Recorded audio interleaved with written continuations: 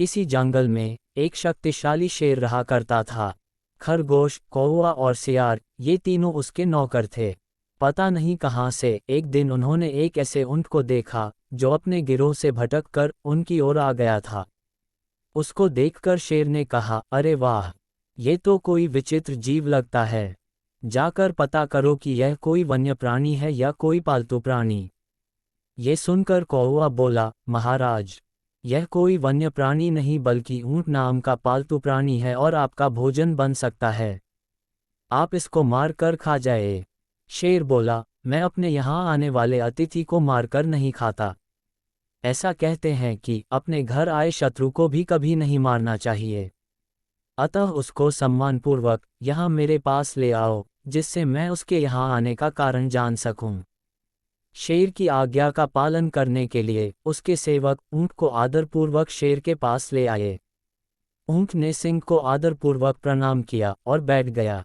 सिंह ने जब उसके इस वन में आने का कारण पूछा तो उसने अपना परिचय देते हुए बताया कि वह अपने साथियों से बिछुड़कर भटक गया है। उसकी परेशानी सुनकर शेर के कहने पर उस दिन से वह ऊंट उनके ही साथ ही रहने लगा। उसके कुछ दिनों बाद ही शेर का किसी शक्तिशाली जंगली हाथी के साथ घमासान युद्ध हुआ। उस हाथी के शक्तिशाली दांतों के प्रहार से सिंह अधमरा तो हो गया पर किसी प्रकार जीवित बच गया। अब वह चलने फिरने में भी अशक्त हो चुका था। उसके अशक्त हो जाने के कारण कौवे आदि उसके नौकर भूखे रहने लगे। क्योंकि सिंह जब शिकार करता था तभी उसके नौकरों को उसमें से खाना मिला करता था। अब शेर पूरी तरह शिकार करने में असमर्थ था और दुर्दशावश बोला, जाओ किसी ऐसे जीव की खोज करो जिसको मैं इस अवस्था में भी मारकर तुम लोगों का पेट भर सकूं। शेर की आज्ञा पाकर वे चारों प्राणी हर दिशा में शिकार की तलाश में निकल पड़े। बहुत खोजने के बाद भी जब कहीं कुछ नहीं मिला तो कौवे, खरगोश और सियार ने परस्पर मिलकर सलाह की।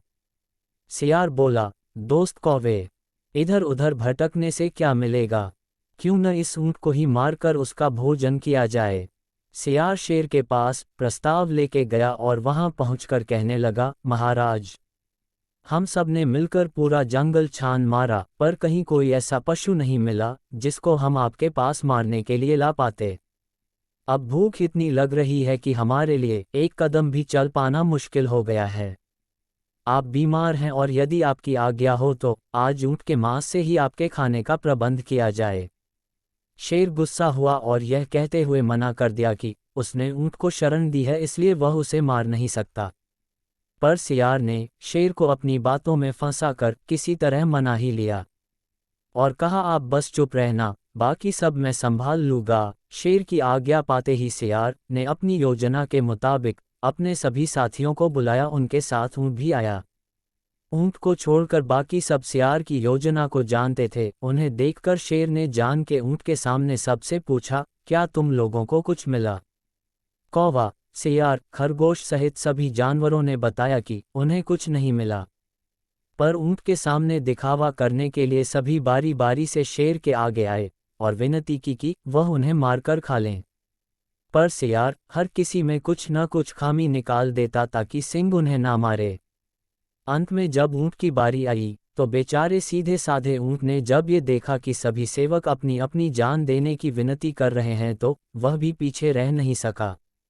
उसने सिंह को फिर से विनम्रतापूर्वक प्रणाम किया और कहा, महाराज, ये सभी आपके लिए उपयुक्त नहीं हैं।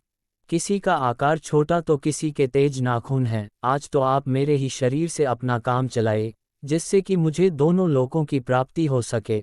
ऊंट का इतना कहना था कि शेर और सियार उस पर झपट पड़े और देखते ही देखते उसके पेट को चीर दिया। बस फिर क्या था, भूख से पीड़ित शेर और सियार आदि ने तुरंत ही उसे चट कर डाला। इसलिए महापुरुषों ने कहा है कि जब भी धूर्तों के साथ रहें, पूरी तरह से चौकन्ना रहें और उनकी मीठी बातों में बिल्कुल न आएं, और विवेकहीन तथा मूर्ख स्वामी से भी दूर रहने में ही भलाई है। दोस्तों, आपको कहानी अच्छी लगी हो तो इसे लाइक करें, शेयर करें और चैनल को सब्सक्राइब ज़रूर करें। धन्यवाद।